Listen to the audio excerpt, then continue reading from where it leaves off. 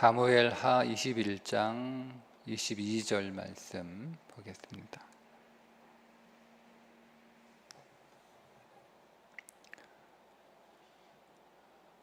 함께 읽겠습니다. 이 네 사람 가드의 거인족의 소생이 다윗의 손과 그의 부하들의 손에 다 넘어졌더라. 아멘. 오늘 사무엘하 21장 22절에 있는 말씀은 지난 새벽 기도회 때 나눈 말씀 구절 가운데 한 절인데, 지난 새벽 기도회 때 나눈 것을 오늘 다시 한번 더 나누고 기도하겠습니다. 우리가 다 읽지 않았지만 15절부터 보면 블레셋의 거인들이 나오는데, 그 블레셋의 거인들은 거인의 DNA를 가진 사람들이다. 그러니까 이렇게 우리가 이해하고 적용하면 되겠죠. 거인의 DNA. 그러니까 단순히 덩치만 큰 게 아니고 거인의 DNA를 가지고 있다라고 하는 말은, 그러니까 우리 안에 어떤 사람들은 굉장히 DNA가 좋은 사람이 있잖아요. 머리 좋은 집안에 태어난 사람은 머리가 좋은 DNA를 가지고 있고, 재능이 좋은 집안에서 태어난, 음악적인 재능이 좋은 집안에서 부모, 할머니, 할아버지 이렇게 그 집안이 음악적인 탁월한 DNA를 가지고 있는 집에서 태어난 사람은 음악적 DNA를 가지고 있는 사람, 우리가 이렇게 설명을 할 수 있습니다. 이제 그런 DNA를 가지고 있는 사람을 이제 오늘 본문에서는 거인족, 블레셋 거인족이라고 이렇게 불러요. 그러니까 여러분, 우리가 어떤 탁월한 DNA를 가지고 있다는 것만으로도 굉장히 큰 자산이잖아요. 어떤 사람은 IQ가 굉장히 좋아. 아주 이 머리가 굉장히 총명하고 탁월해. 그러니까 이게 부모가 또 그 집안이 원래 굉장히 지능이 좋은 그런 DNA를 가지고 있는 집안이어서, 나도 그런 DNA가 있어서, 머리가 좋은 건 내가 노력한다고 되는 건 아니잖아요. 아주 천재적인 그런 DNA를 가지고 있는 건 굉장히 큰 자산이잖아요. 우리는 오늘 말씀은 이제 그런 DNA를 가지고 있는, 그러나 우리는 그런 DNA가 없어도 괜찮다. 오늘 오늘 나눈 말씀의 핵심인데요. 그런데 이 거인의 DNA를 가지고 있는 블레셋 사람들의 손에 DNA만 탁월한 게 아니라 그들의 손에 쥐고 있는 무기도 탁월한 거예요. 그래서 어떤 거인은 손에 창이 들려 있는데, 그게 노창이 들려 있는데 그 창날이 300세겔, 그러니까 창틀을 제외하고 창날만 300세겔, 그러니까 어마어마한 무게의 창을 손에 들고 있었고, 또 어떤 사람은 세 칼, 이렇게 우리가 번역을 했는데 정확하게 이게 어떤 의미인지는 잘 몰라요. 그래서 보통 이제 새로운 무기, 그러니까 탁월한 무기, 전에 없었던 무기, 이렇게 보통 해석하기도 합니다. 어쨌든 전에 없었던 새로운 신무기를 손에 들고 있었다. 그러니까 지금 다윗과 그의 용사들이 이겨야 할 그 블레셋 거인들은 일단은 거인의 DNA를 가지고 있는 사람들이고, 그리고 무기도 굉장히 탁월한 무기를 가지고 있는 사람들이고, 반면에 이들과 싸운 다윗과 그의 용사들은 그들의 손에 어떤 무기가 들려 있었는지에 대해서는 기록하고 있지 않아요. 그런데 오늘 22절의 말씀에 보니까 그들의 손에 거인족의 소생이 다 넘어졌다. 22절 제가 다시 한번 읽어볼까요? 이내 사람 가드의 거인족의 소생이 다윗의 손과 그의 부하들의 손에 다 넘어졌다. 그러니까 오늘 다윗과 그의 용사들의 손에 들려 있었던 무기는 뭐냐? 이거를 우리가 함께 나누고 기도할 텐데요. 미리 이제 결론을 말씀드리면 그들의 손에는 기도의 무기가 들려 있었다는 겁니다. 과거 다윗이 골리앗과 싸울 때에도 다윗의 손에 뭐가 들려 있었어요? 물맷돌이 아니고 기도의 손이 들려 있었습니다. 물론 물맷돌이 들려 있었죠. 골리앗의 손에는 칼과 창과 단창이 들려 있었다. 반면에 다윗의 손엔 물매가 들려 있었다. 성경은 이렇게 기록하고 있는데, 일단은 무기 자체로만 봐도 상대가 안 되죠. 칼과 창과 단창을 가지고 있는 골리앗과 손에 물매를, 돌멩이와 물매를 들고 있는 다윗이, 무기 자체가 상대가 되지 않습니다. 자, 그런데다가 골리앗은 거인이잖아요. 다윗은 아주 어린 아이고, 그러니까 신체적인 규모를 보더라도 상대가 되지 않습니다. 그러니까 골리앗이 자기하고 1대1로 대결하겠다고 나오는 그 골리앗을 보고 애송이라고 그렇게 코웃음 치지 않았습니까? 그런데 반대로 다윗은 골리앗이 자기의 상대가 안 된다. 자기한테 골리앗은 상대도 안 된다. 이렇게 반대로 생각을 한 거예요. 누가 보더라도 골리앗에게 다윗은 상대가 안 되는 거예요. 그런데 유일하게 다윗만 골리앗이라도 자기한테는 상대가 안 된다, 이런 생각을 가지고 있었던 사람이 골리앗이거든요. 왜냐하면 다윗이 가지고 있는 무기가 골리앗이 가지고 있는 무기보다 월등했다. 신체적인 조건이 골리앗이 자기보다 훨씬 더 좋은 신체적인 조건을 가지고 있어도 그게 아무것도 아닌 것이 될 만큼 다윗에게는 정말 엄청난 무기가 있었는데 바로 그게 기도의 무기였다는 거예요. 다윗이 이제 이렇게 얘기합니다. 골리앗 블레셋 사람에게, 다윗이 블레셋 사람에게 이르되 너는 칼과 창과 단창으로 내게 나아오거니와 나는 만군의 여호와의 이름 곧 네가 모욕하는 이스라엘 군대의 하나님의 이름으로 네게 나아가노라. 내가 이 물매를 얼마나 잘 던지는 줄 알아? 내 물매 실력이 얼마나 뛰어난 줄 알아? 온 세계에 나와 같은 이 물매 실력자는 없어. 내가 이 물매를 가지고 사자와 곰도 한 방에 넘어뜨려. 그런데 골리앗 네까지 것쯤이야. 덩치가 크니까 잘도 맞겠다. 이렇게 나간 게 아니잖아요. 그런 얘기는 언급도 안 해요. 자기가 얼마나 날쌘지, 아무래도 키가 작으니까 날쌔겠죠. 그런 얘기 언급도 안 하잖아요. 전혀 상상하지 않는. 그러니까 사람들이 듣기에는요, 이건 생뚱맞는 소리예요. 지금 골리앗, 무장한 골리앗, 그 거인 골리앗과 싸우러 나가는데 자기가 가지고 있는 무기에 대해서 설명할 때 뭔가 이렇게 납득이 되는, 아니면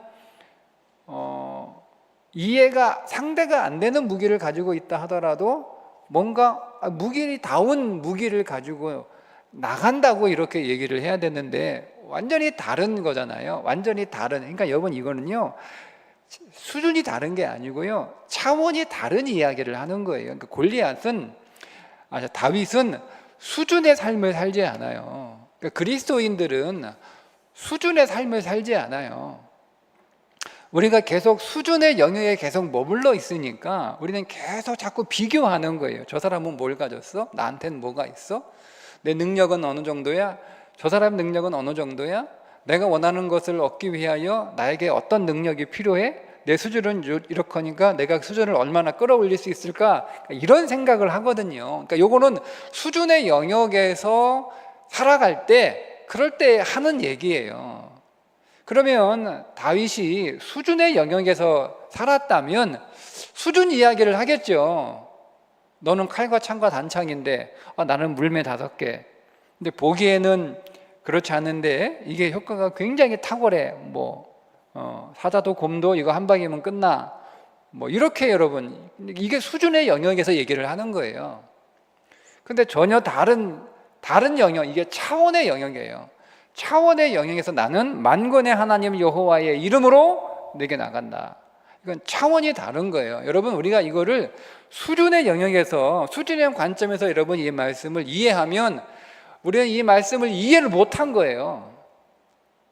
그러니까 이해를 못했다는 얘기는요, 적용이 안 된다는 뜻이에요. 아니, 내가 하나님의 말씀을 내 삶 속에 적용해야 그 말씀이 내게 살아있는 말씀인데 내가 그 말씀을 이해도 못하는데 여러분, 내가 어떻게 그 말씀을 적용합니까? 그러니까 지금 이 다윗의 말은 차원의 이야기다. 여러분이 그 옆에서 이렇게 듣고 있다고 생각해 보세요. 생뚱맞게 하나님의 이름이 뭐야? 그러니까 다른 영역에서 지금 다윗은 살고 있는 거예요. 그러니까 여러분, 이걸 이해하지 못하니까 그 전에 사울 왕이 다윗한테 뭐라고 얘기해요? 너는 어려서 안 돼. 너는 덩치가 작아서 안 돼. 저놈은 어려서부터 용사야. 그러니까 타고난 용사야. 이런 뜻이거든요. 너는 뭐니? 너는 네가 군사 훈련을 받았니? 어? 아니면 네가 덩치가 크니? 너는 양이나 치는 놈이잖아. 그래, 굳이 네가 나가겠다면 그래도 뭔가 수준은 안 되지만 구색은 맞춰야 되지 않냐라고 해서 자기 갑옷과 자기 칼을 준 거란 말이에요. 그러니까 사울은 어느 영역에서, 믿음의 사람인데 어느 영역에서 살았던 거예요? 사울 왕은 수준의 영역에서 살았던 거란 말이에요. 그러니까 차원의 영역을 이해를 못하는 거죠. 그러니까 차원의 영역에 살고 있는 다윗에게는 수준의 것들이 거추장스러운 거예요. 그게 자기 몸에 안 맞는 거죠. 자, 그래서 다윗이 뭐라고 대답을 하냐면, 다윗이 이르되 여호와께서 나를 사자의 발톱과 곰의 발톱에서 건져내셨은즉 나를 이 블레셋 사람의 손에서도 건져내시리이다. 사울이 다윗에게 이르되 가라, 여호와께서 너와 함께 계시기를 원하노라. 발톱, 사자 발톱, 곰의 발톱, 이 발톱이 손이라는 뜻이거든요. 이 맹수의 손, 그리고 블레셋 사람의 손, 또 똑같이 손이 나와요. 맹수의 손에서, 블레셋의 손에서 하나님이 나를 건져내실 것이다. 무엇이? 하나님의 손이 나를 건져내실 것이다. 그런 확신에 찬 말을 합니다. 근데 그 확신이 뭐냐면 만군의 여호와의 이름이죠. 만군의 여호와의 이름. 그게 기도잖아요. 우리가 누구의 이름으로 기도해요? 만왕의 왕이신 예수 그리스도의 이름으로 기도하잖아요. 그러니까 우리는 다윗처럼 차원의 영역 안에서 살아가니까 내가 설사 내 인생에 필요한 싸워서 이길 수 있는, 성공할 수 있는 DNA가 나한테 없다 하더라도 다윗은 문제가 되지 않는 거예요. 내가 머리가 좀 나빠도, 내가 좀 재능이 좀 떨어져도, 내가 좀 집안이 좀 약해도 상관없는 거예요. 그런 DNA가 없어도. 그게 이제 다윗이었단 말이에요. 그래서 나는 작아, 나는 어려, 내 손에 든 무기는 변변치 못해. 그런데 내게는 뭐가 있냐? 기도의 능력이 있다는 믿음이 다윗에게 있었습니다. 자, 모세의 손에도 여러분 기도의 무기가 들려 있었죠. 애굽 왕 바로와 모세가 서로 이렇게 대결해야 되는데 두 사람이 똑같은 걸 들고 있어요. 자, 모세의 손에 뭐가 들려 있었죠? 지팡이가 들려 있었습니다. 출애굽기 4장 2절에 여호와께서 그에게 이르시되 네 손에 있는 것이 뭐냐? 그가 이르되 지팡이니이다. 지팡이 제 손에 있습니다. 자, 이 지팡이는 양치는 지팡이죠. 그냥 초란 나무 작대기에 불과합니다. 자, 바로의 손에도 똑같은 게 들려 있었습니다. 바로의 손에도 지팡이가 들려 있었습니다. 그런데 그 바로의 지팡이는 어떤 지팡이죠? 왕의 훌입니다. 왕의 지팡이에요. 왕권을 상징하는, 왕의 능력을 상징하는. 애굽 왕 바로의 지팡이는 신의 능력까지 들어있는 지팡이입니다. 여러분, 그러니까 모세가 지금 바로하고 대결을 해야 되는데 서로 똑같은 지팡이를 가지고 있었지만 상대가 안 돼요. 즉 그 지팡이가 어떻게 여러분 이 모세의 지팡이가 바로의 지팡이를 상대합니까? 상대가 안 되는 지팡이를 가지고 있단 말이에요. 양을 치는 나무작대기가 애굽을 통치하는 왕의 지팡이와 같을 수는 없죠. 안 되는 거예요. 안 되는 거예요. 그래서 모세가 나는 못합니다 라고 얘기를 했던 거예요. 그러니까 모세 역시 여전히 수준의 영역에서 살고 있었어요. 80년 동안.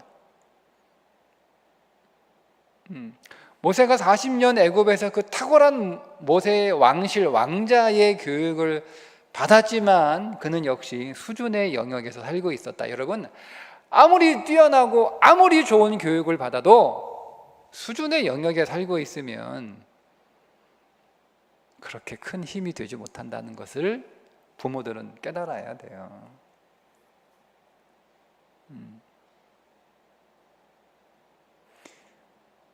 모세가 40년 광야에서 아무것도 안 한 거잖아요.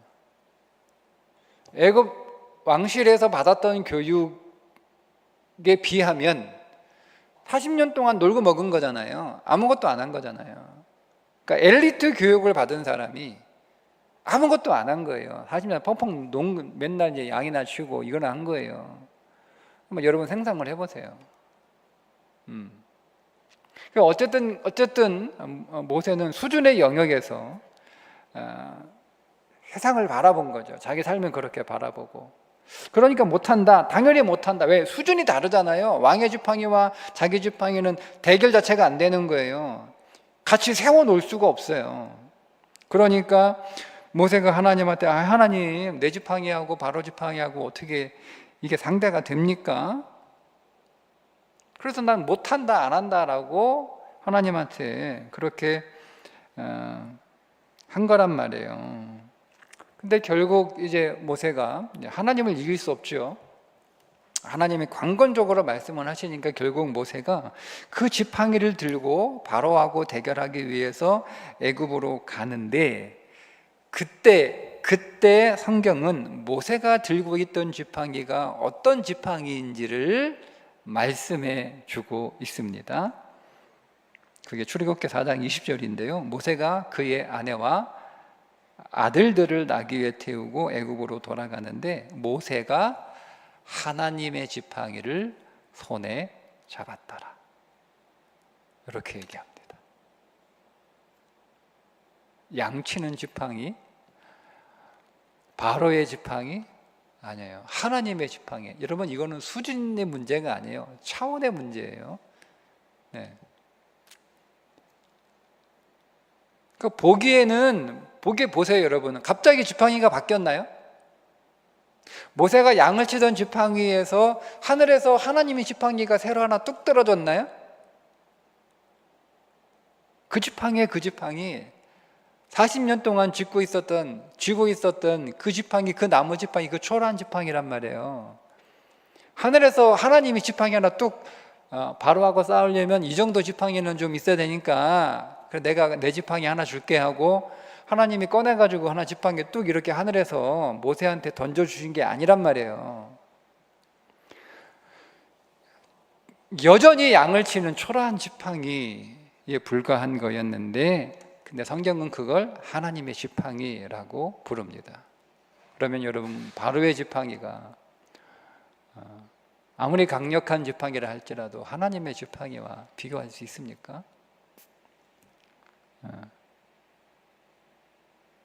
그러면 여러분, 왜 모세의 손에 들고 있었던 그 양치는 지팡이를 성경은 왜 하나님의 지팡이라고 했느냐는 거예요.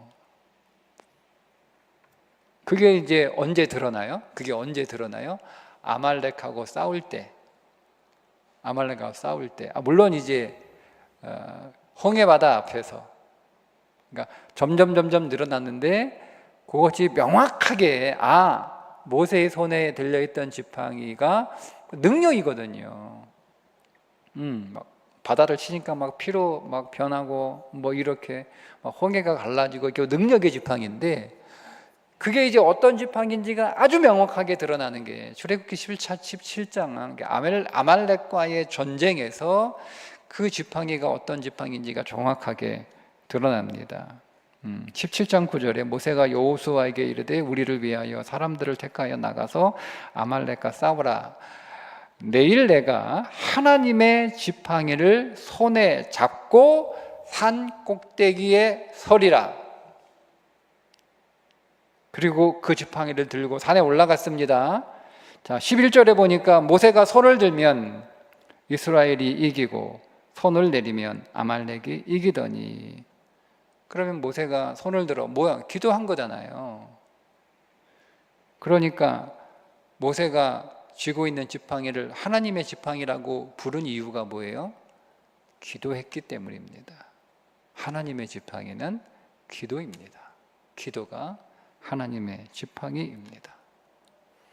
그러니까 기도하면 상대도 안 되는 양을 치는 그 막대기가 수준이 달라지는 게 아니고요, 차원이 달라진다니까요. 차원. 그러니까 우리는 신앙생활에 있어서 수준과 차원에 대한 이해가 깊어져야 돼요. 그러니까 우리가 계속 살면서 계속 신앙의 갈등과 신앙의 머뭇거림, 그 신앙의 주저함이 우리 안에서 있는 이유가 뭐냐면 차원과 수준을 우리가 정확하게 보지 못하기 때문에, 우리는 여전히 수준에 사서 살고 있고 수준으로 보기 때문에 그렇습니다. 그러니까 여러분 차원으로 여러분 삶의 자리를 옮기셔야 되고, 차원의 영역 안에서 그게 믿음이거든요. 믿음은 수준으로 보는 게 아니야. 믿음은 차원으로 보는 거예요. 그게 믿음이에요. 그렇게 여러분 볼 수 있어야 됩니다. 자, 그럼 본문으로 다시 돌아옵니다. 자, 다윗과 그의 용사들의 손에 들려있던 강력한 무기가 뭐였을까? 그럼 결론은 기도인데, 만약 블레셋 거인들의 손에 들렸던 무기보다 다윗과 그의 용사들의 손에 들렸던 무기가 더 탁월한 무기였다면 어떤 무기가 들려 있었다라고 성경은 분명히 썼을 것입니다.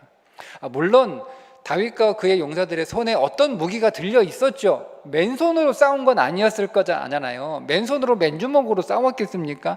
분명히 어떤 무기가 들려 있었는데, 그 어떤 무기가 들려 있었는지, 무기가 들려 있었다라는 말조차 성경이 쓰고 있지 않다는 것은 그들의 손에 들고 있었던 무기가 뭐라는 거예요? 진짜 무기가 아니라는 거예요. 진짜 무기가 아니라는 거예요. 그러니까 여러분의 손에 들고 있는 것이, 그것이 진짜가 아니라는 거예요. 그러니까 우리는 내 손에 들고 있는 것이 진짜라고 생각을 하잖아요. 그러니까 이거 가지고 어떻게 싸워? 내 스펙이 이 정도인데, 내 경험이 이 정도인데, 내 실력이 이 정도인데, 내가 할 수 있는 게 이 정도인데, 내가 가지고 있는 게 이 정도인데, 이거 가지고 어떻게 싸워? 그러니까 그게 진짜가 아니라니까요.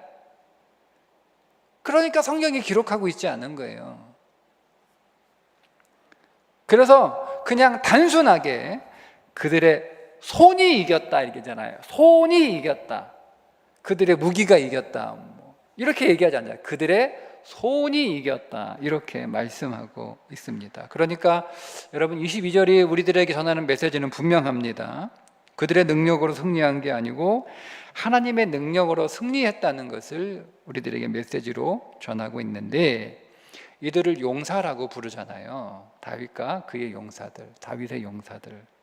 그러니까 용사는 뭐냐면 하나님의 능력을 빌려 쓸 줄 아는 자를 용사라고 부릅니다.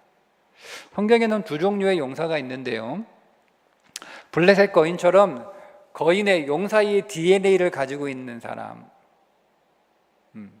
그들을 용사라고 부릅니다. 똑같이 깃보로 하일입니다. 용사라고 부릅니다. 또 하나의 용사가 있는데 다윗의 용사들처럼 용사의 DNA 없어요. 용사의 DNA가 없다니까요. 그런데 하나님의 힘을 빌렸을 줄 아는 사람들을 용사라고 부릅니다. 그러니까 두 종류의 용사가 있는 거예요. 자, 그러면 여러분, 우리 자녀들이 용사였으면 좋겠잖아요. 그죠? 여러분, 그러면 우리 자녀들이 어떤 용사였으면 좋겠습니까? 블레셋 거인들처럼 거인의 DNA, 용사의 DNA를 가진 용사들이었으면 좋겠어요? 아니면 그런 DNA는 없지만, 용사의 DNA는 없지만 설사 혹 용사의 DNA가 있다고 하더라도 하나님의 능력을 빌렸을 줄 아는 용사였으면 좋겠습니까? 여러분, 우리가 이걸 좀 명확하게 하지 않으면 우리의 기도가 달라지지 않아요. 대부분의 부모들은요, 자녀들이 용사의 DNA를 가진 자였으면 좋겠어요. 그래서 애들이 다 천재라고 생각하잖아요. 애들 클 때. 자기 자식 천재라고 말하지 않는 부모 별로 없어요. 다 천재인 줄 알아요. 다 천재였으면 좋겠죠. 천재이기를 바라는 거죠. 근데 그런 DNA가 설사 없다 할지라도 그거를 쫙 개발을 해서 후천적 용사의 능력을 갖춘 그런 자녀들이 되기를 원하잖아요. 근데 여러분 보세요. 누가 이겼죠? 용사의 DNA를 가지고 있는 블레셋 거인들이 이겼습니까? 그런 DNA가 없는 하나님의 힘을 빌렸을 줄 아는 다윗과 그의 용사들이 이겼나요? 누가 이겼죠? 누가 이겼느냐를 보시라는 거예요. 용사의 DNA를 가지고 있는 자가 이기지 않아요. 졌단 말이에요. 용사의 DNA가 없는 사람들의 손에 의해서 졌단 말이에요. 누가 이겼냐는 거예요. 누가. 그러니까 용사의 DNA가 없는데 용사로 산 사람이 있죠. 성경에 여러분 잘 아시는 기드온이 대표적인 인물입니다. 기드온은 용사의 DNA가 없어요. 그러니까 하나님이 와가지고 용사라고 이렇게 부르니까 기드온이 누구 부르는 거야? 이러잖아요. 자기 부르는 거라고 생각도, 왜냐면 자기는 지금 무서워가지고 포도주 틀에 들어가서 숨어가지고 지금 타닥하고 있는데 하나님 와가지고 용사요 이렇게 부르니까 하나님이 다 놀리나? 그러니까 여러분, 기드온은 용사의 DNA가 없는 사람이에요. DNA가 없어요. 없는데 DNA는 하나님의 능력을 빌렸을 줄 아는, 즉 하나님의 손을 빌렸을 줄 아는 사람이었어요. 그래서 용사가 된 거예요. 그러니까 여러분, 저는 우리 자녀들이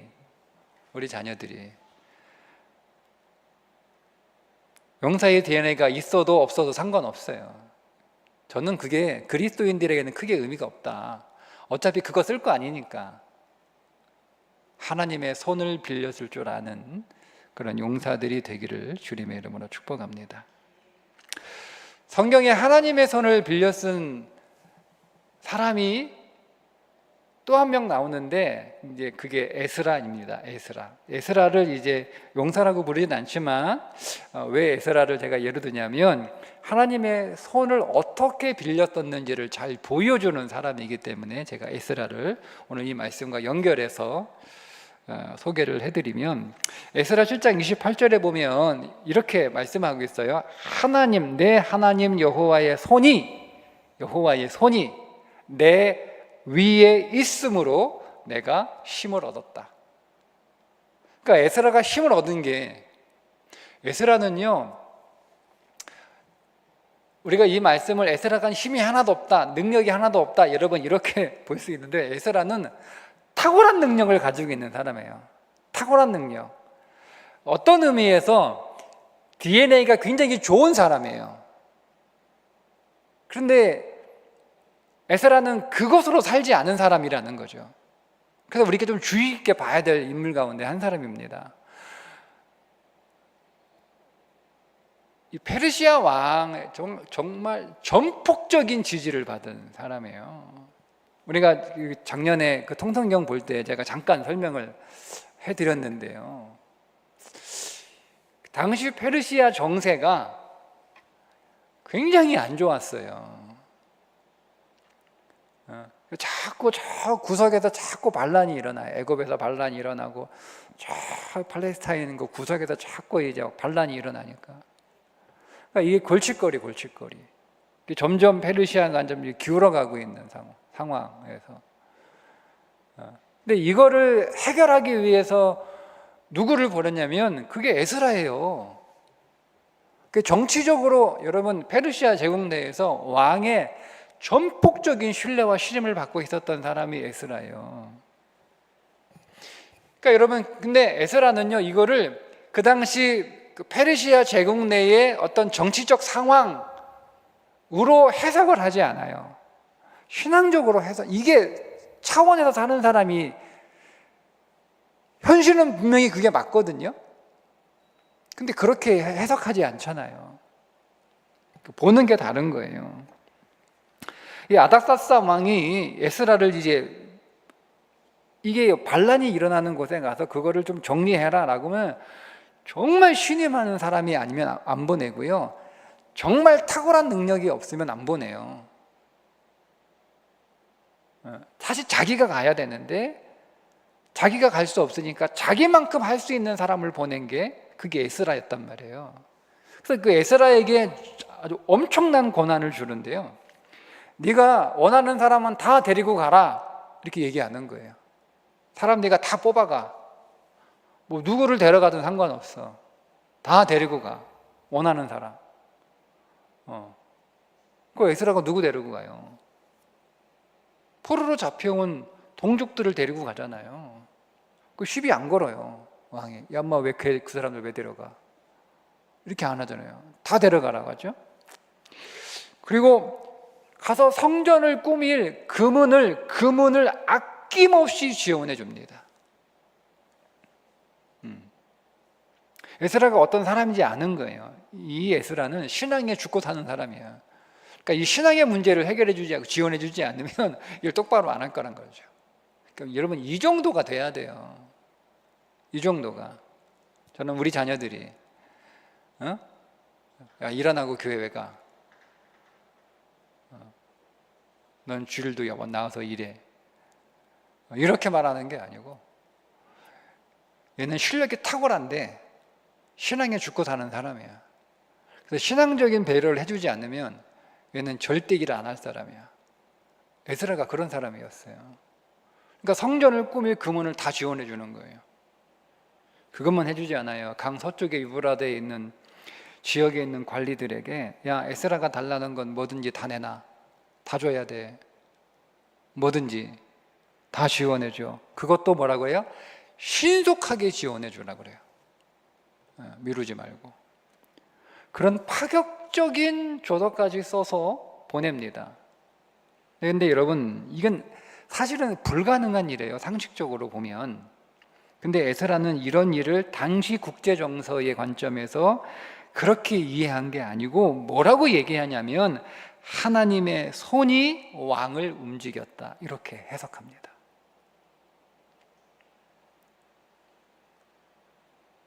사람들을 데리고 예루살렘까지 가는데요, 넉 달이 걸립니다. 걸어가니까. 그러면 여러분, 넉 달 걸어가는 그 길목에 여러분 강도들이 득실득실해요, 그 당시에.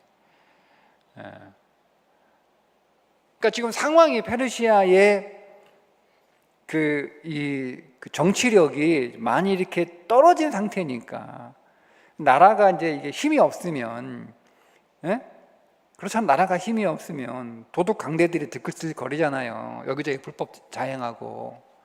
그러니까 여러분, 그 가는 길의 노상에 이게 그 무역로잖아요. 무역로예요. 그러니까 그 길을 목 안에 강도들이 득실득실해요. 그 넉 달을 가야 되는 거예요. 그러니까 왕이 걱정이 될 거 아니에요. 야, 군대도 줄까? 그러니까 에스라가 뭐라고 그래요? 거절하죠. 8장 31절에 에스라가 뭐라고 얘기하냐면, 우리 하나님의 손이 우리를 도우사. 괜찮습니다. 하나님이 우리를 도와주실 것입니다. 하나님의 손이 우리를 도우사 대적과 길에 매복한 자의 손에서 건지시리라. 하나님의 손이 매복한 자의 손에서 우리를 건지시리라. 이렇게 대답을 합니다.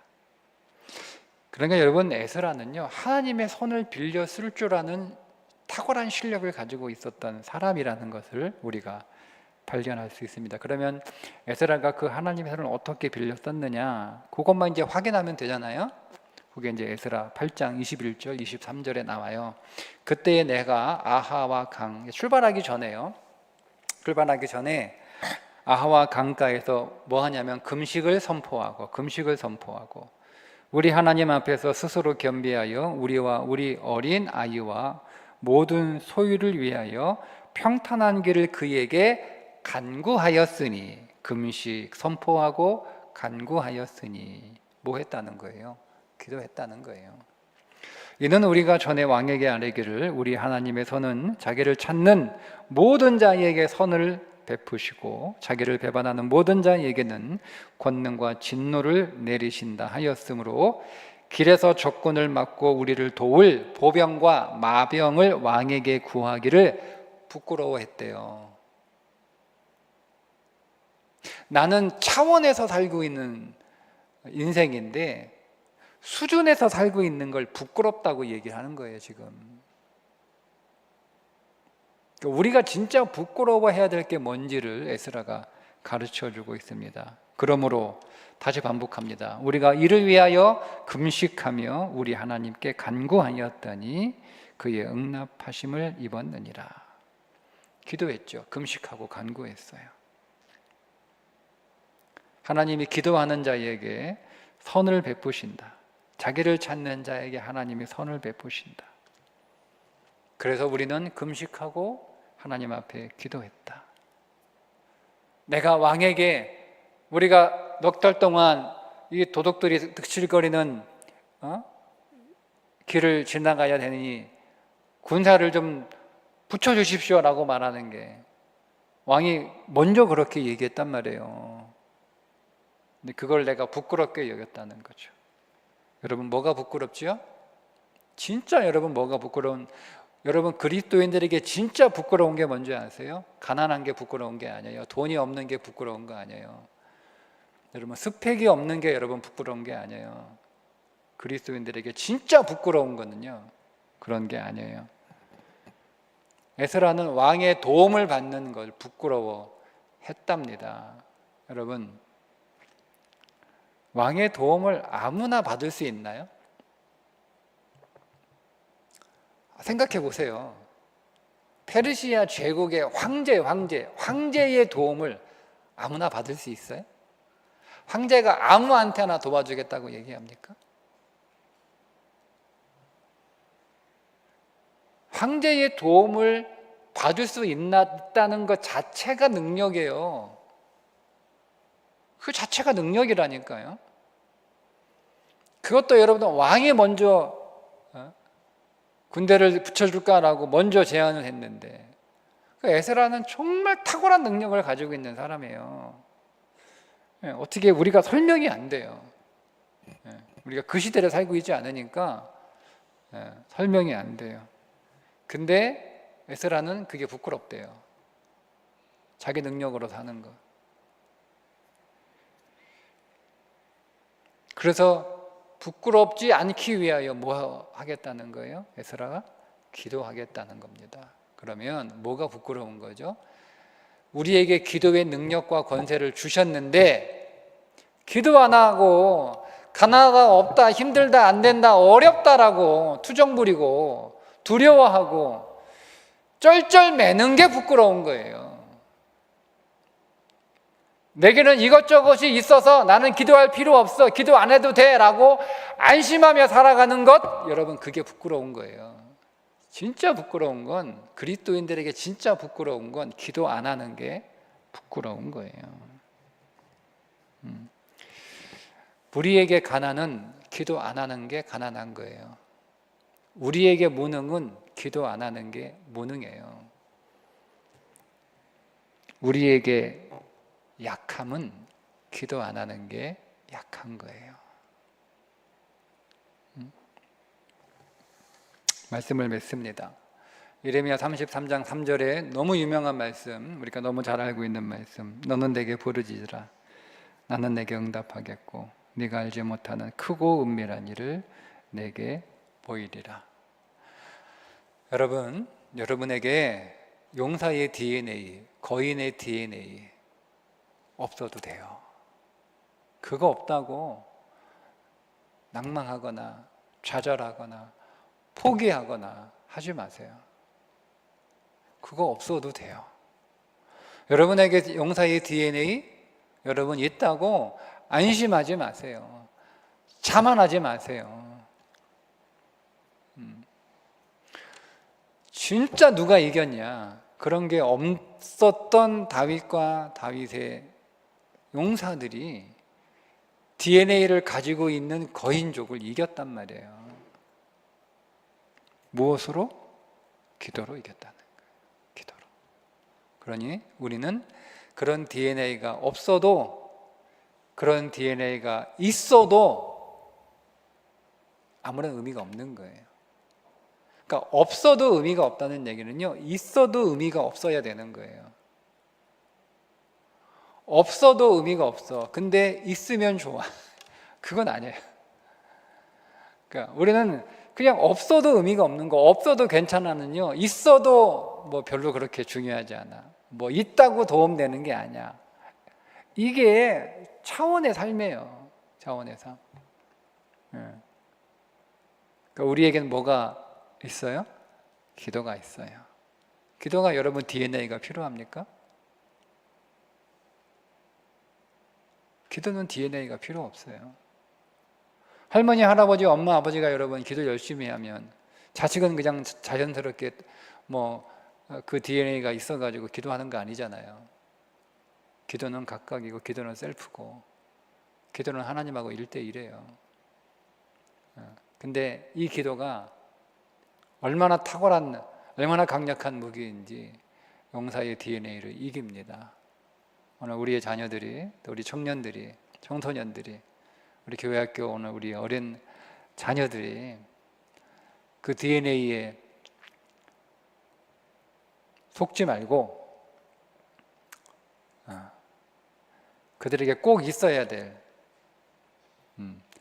기도의 DNA가 만들어질 수 있도록 우리가 가르치고 우리가 보여주고 경험시켜주는 그런 교회가 될 수 있기를, 그래서 우리의 자녀들이, 그리고 여러분들이 하나님의 능력을, 하나님의 손을 빌려 쓸 수 있는 능력자가 되시기를 주님의 이름으로 축복합니다.